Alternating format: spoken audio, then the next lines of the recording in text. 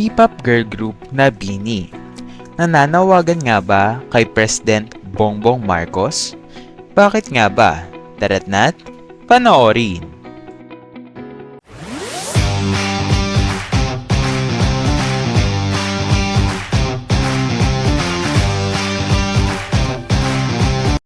Hindi tinantanan ng isang netizen ang nation's P-pop group na BINI dahil muli na naman niyang pinuna ang nag-viral na Jabberwockies-inspired airport outfit nila bilang pang-asar sa mga bashers nila.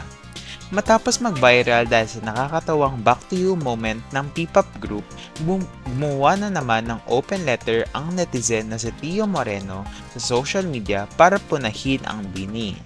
Ngunit tila mas tumindi ang pamumuna ng netizen sa BINI dahil pati ang Pangulo ng Pilipinas na si Bongbong Marcos ay nadamay na sa bago niyang post. Ayon kay Tio, dapat daw ay suriing mabuti ang ginawa ng BINI dahil maaaring paglabag ito sa mga patakaran sa airport.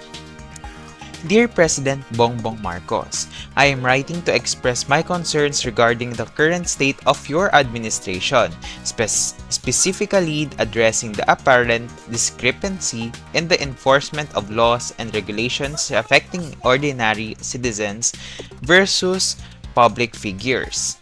Knowing that your SONA is fast approaching, case in point, BINI's Jabberwockies outfit at the airport pursuant to Executive Order No. 311-2004, the Office for Transportation Security or OTS was established to implement security measures within the transportation sector, including airports. According to OTS Administrative Order No. 01 Series of 2019, there are clear standard operating procedures for security screening at airports that emphasize the necessity for identity verification and the prevention of prohibited items on board.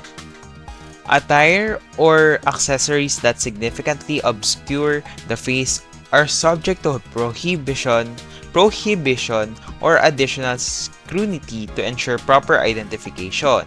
Mahabang litanya ni Tio. Binanggit din niya ang Republic Act No. 9372 o Transportation Security Act na nagbibigay ng legal framework para masiguro ang seguridad sa transportasyon gaya ng pag-screen sa mga pasahero at kanilang mga bagahe. Anya, kung ang mga ordinaryong mamamayan ay sumusunod sa ganito, bakit daw nakasulot ang BINI? Sa posibleng paglabag sa mga protokol, hinamon pa ni Tio ang Pangulo sa pangyayari. Is this not a violation of the aforementioned orders and laws? I urge your administration to address these inconsistencies and ensure that all individuals, regardless of their public status, are equally subject to the laws and regulations designed to protect our nation's security. You ask for good arguments, right? Hindi yung bardagulan lang. Now give me good rebutals, sabi pa ni Tio.